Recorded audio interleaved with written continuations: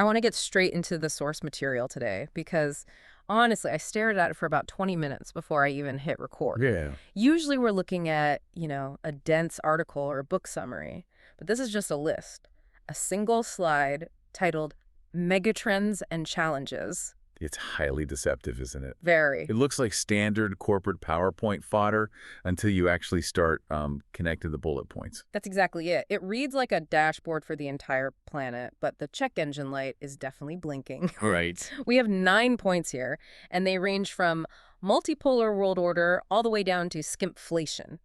And my first reaction was, these feel like two completely different lists. How so? Well, you've got high-level geopolitics on one side, and then, like, my grocery bill on the other. But that's the mistake most people make. They treat geopolitics and their grocery bill as separate universes. Yeah. And the goal of this deep dive is to show that they are actually the exact same thing. The reason your hotel service is bad, that skimflation we mentioned, is a direct downstream effect of the multipolar world order at the very top of the list. Okay, that is a bold claim. You're going to have to work hard to convince me that global power struggles are why I can't get fresh eggs at a breakfast buffet. Challenge accepted. But let's start at the top. The first trend is the emergence of a new multipolar world economic order. We hear multipolar constantly. It feels like a buzzword. What does it actually mean for the economy? Think of it like operating systems. For the last 30 years, since the Cold War ended, the world basically ran on one operating system. Let's call it Globalization OS. Okay. The US and Western Europe sort of wrote the code, set the standards, and managed the currency. If you were a business, you just had to be compatible with that one system to sell anywhere. Right, it was plug and play. Very efficient. Exactly. Maximum efficiency. But multipolar means we are splitting into incompatible operating systems. You have the Western bloc. You have a China-centric bloc. You have the global South trying to carve out its own space. So if I'm a business, I can't just write one app for the whole world anymore. I have to build completely different versions for different blocks. Yes, and that destroys efficiency. It introduces a massive amount of friction. If you have to build two factories, Just to serve the same amount of people. right, one for the Western market and one for the Eastern market, just to avoid tariffs or sanctions, you've just doubled your capital expenditure without doubling your customer base. You're spending money just to stand still. Which connects perfectly to the second point on the list, which is the emergence of new global business ecosystems. Now, ecosystem sounds nice and organic, like a rainforest. But in this context, it sounds a lot more defensive. It's extremely defensive. In the old world, you just bought from whoever was cheapest. If that was a supplier in a totally different political zone, who cared? Nobody cared. Exactly. But now, you can't take that risk. So companies are forming these tight ecosystems. They're networks of trusted partners, suppliers, and tech providers that align politically and strategically. It's kind of like high school cliques. You stick with your group because it's safe, even if the other group has better snacks. That's a very fair analogy. Yeah. But imagine if sticking with your clique cost you 20% more in operating costs. That's the reality here. These ecosystems are robust, sure, but they aren't efficient. We are trading efficiency for security. And that trade-off usually costs a lot of money. But this brings us to the third point, which it feels like the odd one out in all this gloom and doom. Accelerated evolution of artificial intelligence. Why does it feel like the odd one out to you? Well, everything else we've mentioned so far, the fragmentation, the friction, defensive cliques, it all sounds like a drag on progress. But accelerated AI sounds like a rocket ship. Is this the thing that saves us from all the friction? That is the trillion-dollar bet right there. The source material specifically says accelerated evolution, implying this isn't just steady growth, it's compounding. Right. The theory is the AI will act as a force multiplier. If the world is getting more complex and harder to navigate because of all this multipolar mess, you need a tool that can process that complexity. So I use AI to figure out how to navigate the sanctions and the broken supply chains? Basically, yeah. You use AI to optimize logistics that a human brain can no longer handle. You use it to automate the factories that you're forced to build in expensive countries. It's the counterweight. Okay, I see. The world is breaking apart, which is bad for business, but technology is getting exponentially smarter, which is good for business. It really feels like a race. Can the tech get smart faster than the geopolitics can get stupid? That is definitely one way to put it, but here's where I want to play the strategic skeptic for a minute. Well, please do. If AI is this miraculous accelerant, and if these new business ecosystems are so robust, Why does the source material also list stagnation of the economy and deindustrialization as major challenges? I was actually going to ask about that. It seems totally contradictory. If we have the smartest tech in human history, why is the broader economy stagnating? Why aren't we seeing this massive productivity boom that lifts everyone up? Because we live in the physical world, not the digital one. And the list highlights deindustrialization. This is a crucial piece of the puzzle. How so? Well, in many advanced economies, we have allowed the physical industrial base to atrophy. The ability to make steel, chemicals, heavy machinery. We thought we could just be knowledge economies and buy all the heavy stuff from elsewhere. But now that the world is splitting up into those different operating systems we talked about, elsewhere might not want to sell to us anymore. Or they might be in a different ecosystem. Precisely. So now we have to reindustrialize. We have to build chip fabs in Arizona and battery plants in Germany. But, and this is the absolute key to the stagnation building, that stuff from scratch is incredibly capital intensive and slow. It just sucks up all the money in the room. Yes, we are diverting massive resources just to rebuild what we effectively outsourced 30 years ago. So the stagnation is essentially the cost of the renovation. Exactly. That's not growth in the sense of making new, cool things. It's maintenance. It's fixing the foundation of the house. You spend an absolute fortune, but your quality of life doesn't necessarily feel better immediately. That makes total sense. It's like paying for a new roof. You desperately need it, but it's not nearly as fun as buying a new car, and you just feel poorer afterwards. And while we are fixing the roof, the weather outside is getting substantially worse. Which leads us to the gritty middle section of our source list. Geopolitical tensions and wars, redesign of global supply chains, and global migration movements. These three feel intimately linked to me. You really can't have wars without messing up supply chains. It goes deeper than that, though. The redesign of global supply chains is the direct, calculated response to the tensions. We are actively moving from just-in-time to just-in-case. I've heard that phrase a lot lately. Just in case basically means hoarding, right? It means redundancy. Mm. Instead of having one highly efficient factory in China, you have one in Vietnam and one in Mexico. You hold 3 months of inventory instead of 3 days. Which ties up a lot of cash. Yes, it makes you resilient. If a war breaks out, you keep making widgets. But it absolutely kills your profit margins. You're paying for insurance on everything. And then you throw global migration movements into this mix. The source lists it right alongside supply chains, which I found really interesting. It's treating migration as a structural economic factor, not just a humanitarian issue. Because labor is a resource, just like lithium or oil. And right now, the global labor market is in massive flux. You have aging populations in the wealthy, deindustrialized North who desperately need workers to build those new factories we just talked about. Right. And on the flip side, you have young, mobile populations in the South moving due to climate, conflict, or economic stagnation in their own regions. So you essentially have a geographic mismatch.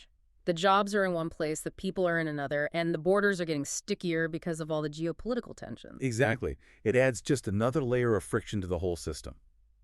You want to reindustrialize to fix the stagnation, but you can't find the workers to build the factories because migration is politically difficult right now. It's a vicious cycle. It really paints a picture of a world that is just gummed up. Everything is harder to move. Money, goods, people, everything has friction. And when things are harder to move, they inevitably become more expensive. Which brings us to the part of the list that hits you, the listener, directly, the bottom line. Ah, yes. Price increases, inflation, shrinkflation, and skimflation. The four horsemen of the modern consumer experience. Seriously. Now, we all know inflation.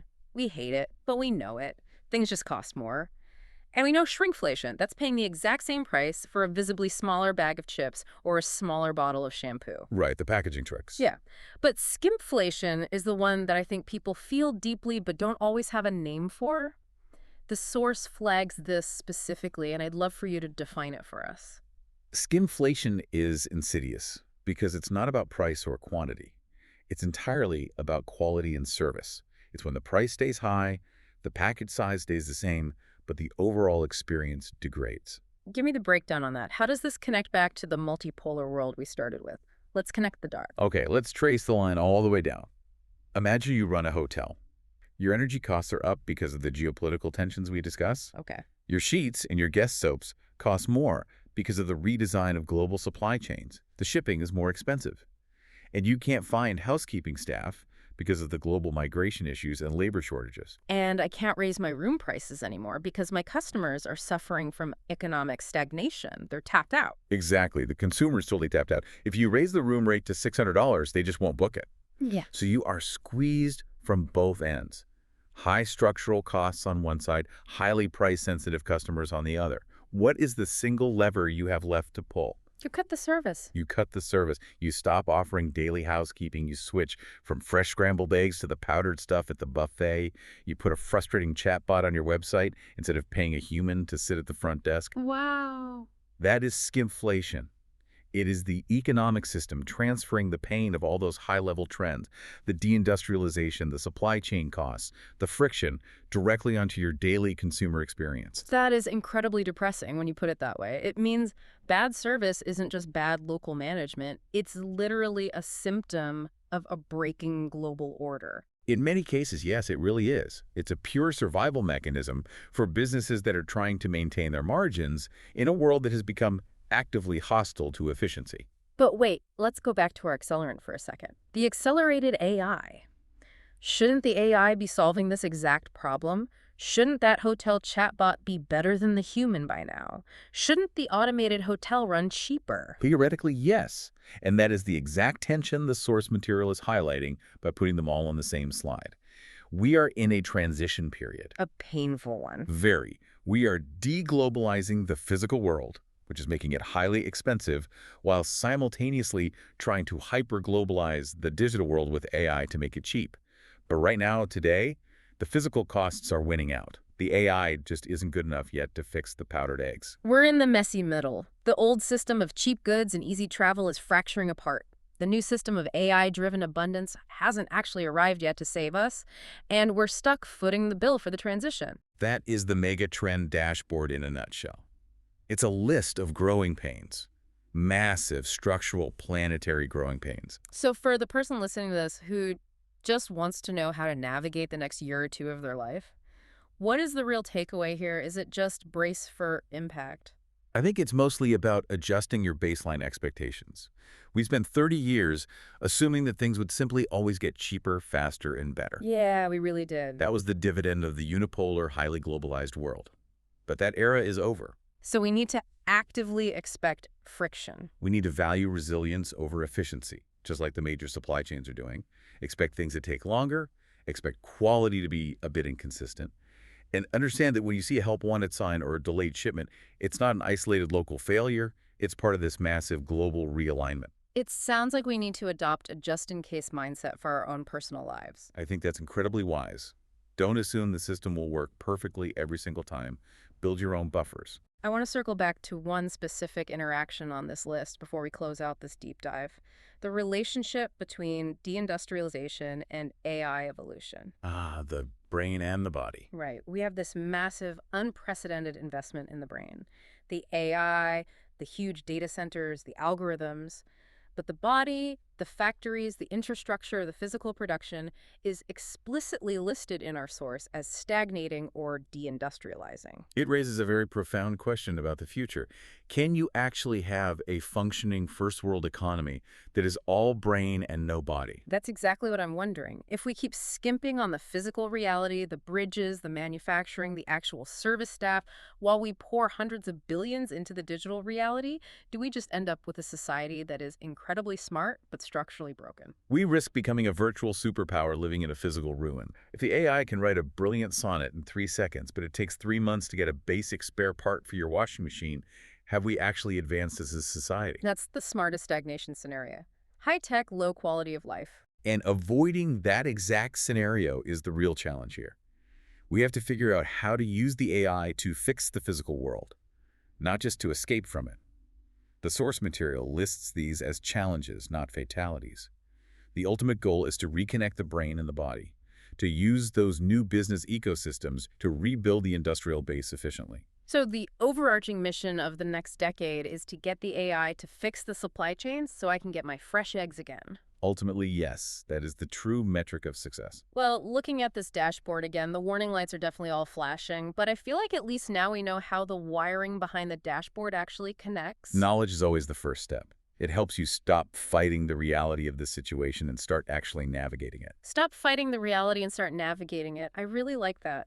We'll leave it there for today's deep dive. Thanks for helping us decode this slide. My pleasure anytime. And thank you for listening. Keep your eyes on these global trends. Watch out for the skimflation at the grocery store. And here is a final thought to mull over on your own. If the world continues deindustrializing while AI accelerates at this breakneck pace, are we moving toward an economy where we inherently make less physical stuff but generate vastly more pure intelligence? And honestly, does that specific trade off actually pay the bills for the average person? Something to think about. We'll see you in the next deep dive.